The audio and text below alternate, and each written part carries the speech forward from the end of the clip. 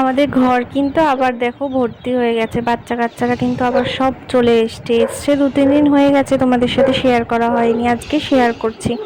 Hello everyone, good morning. কেমন আছো তোমরা সবাই? আশা করছি তোমরা সবাই খুব ভালো আছো, আর আমরাও খুব ভালো নেই, একটু শরীর খারাপের মধ্যেই আছি। তো চলো তোমরা পুরো ব্লগটা দেখতে থাকো, আশা করছি তোমাদের ভালো লাগবে। তো সকাল সকাল গরম জল লেবু মধু দিয়ে খেয়ে নিচ্ছি। খেয়ে আজকে অনেক দিন পরে রুটি বানাবো, তাই আটাটা মেখে নিয়েছি। এখন তো প্রায় টাইমে রুটি বানাই না, মুড়ি চিড়ে এইসবই খাওয়া হয়, তো আজকে অনেক দিন পরে আবার রুটি বানালাম।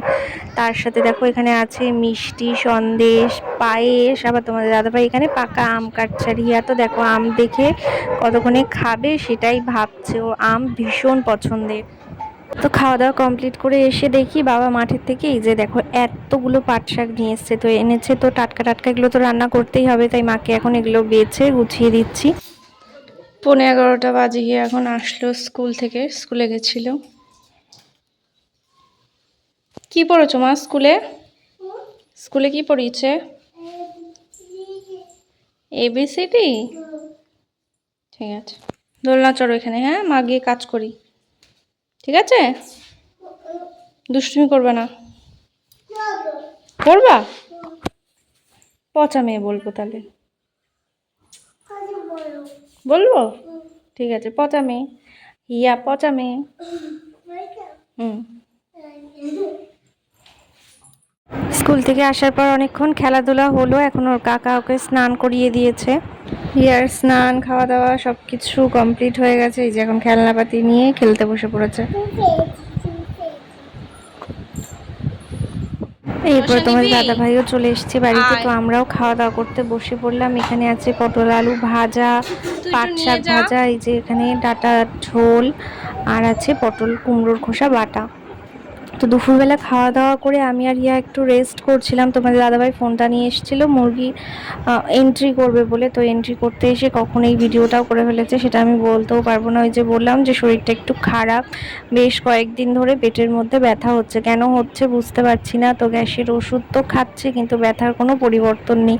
তো আগামীকাল যাব ডাক্তার দেখাতে। তো এখানে তোমাদের দাদাভাই কাজকর্ম কমপ্লিট করে নিচ্ছে এখন।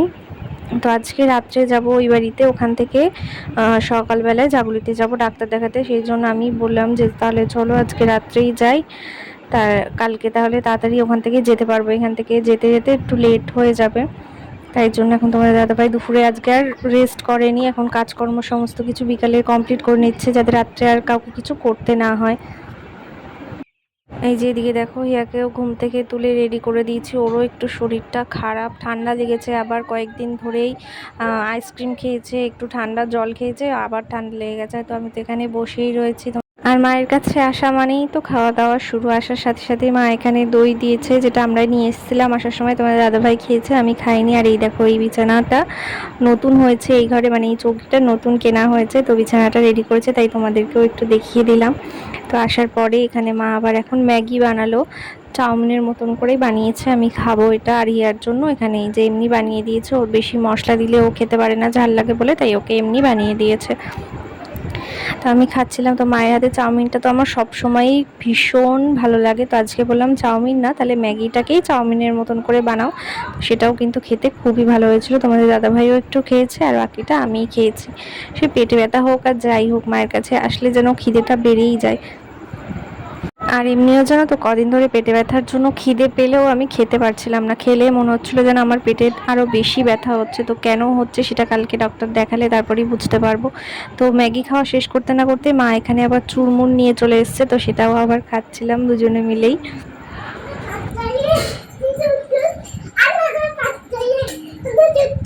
কি গান করছে দেখো,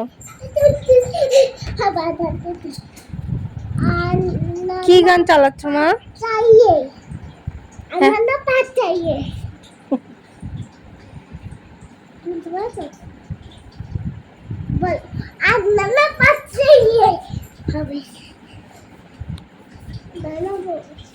কে এসছে দেখ পিছনে, কে রে? তো এখন বাজে 10:30, এখন বসলাম ডিনার করতে। এই যে হিয়াও এখন খাবে, সন্ধ্যা থেকে এত কিছু খেয়েছে যে ওকেও আজকে একটু দেরি করে খাওয়াতে বসেছি। যে দেখো, না জানিয়ে এসছি, মায়ের পক্ষে যতটুকু আয়োজন করা সম্ভব হয়েছে মা সবটাই করেছে। তার মধ্যে বেস্ট হচ্ছে ডিম, আর দুপুরে যা যা রান্না হয়েছিল এই দেখো সেগুলো আছে। আর এই ডিম সিদ্ধ আর আলু ভাজাটা আমার জন্য না, এটা হিয়ার জন্য। মা আমাকে সাজিয়ে দিয়েছে আমি ভিডিও করছি বলে দেখানোর জন্য।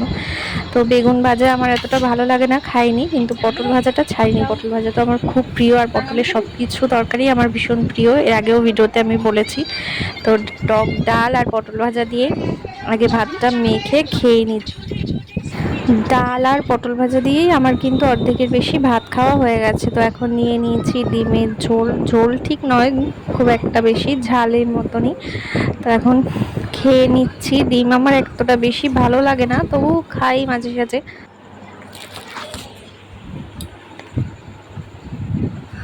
আমাদের তো ডিনার কমপ্লিট হয়ে গেল, ইয়ার এখনো খাওয়া হয়নি, ওর তো খেতে অনেক সময় লাগে। তো চলো বন্ধুরা, আজকের এই ভিডিওটা এখানেই এন্ড করছি। তোমরা সবাই ভালো থেকো, সুস্থ থেকো, আর আমাদের ভিডিওটা ভালো লাগলে লাইক করে দিও, আর চ্যানেলটা সাবস্ক্রাইব করে দিও। আবার কাল দেখা হচ্ছে, সবাইকে টাটা, গুড নাইট।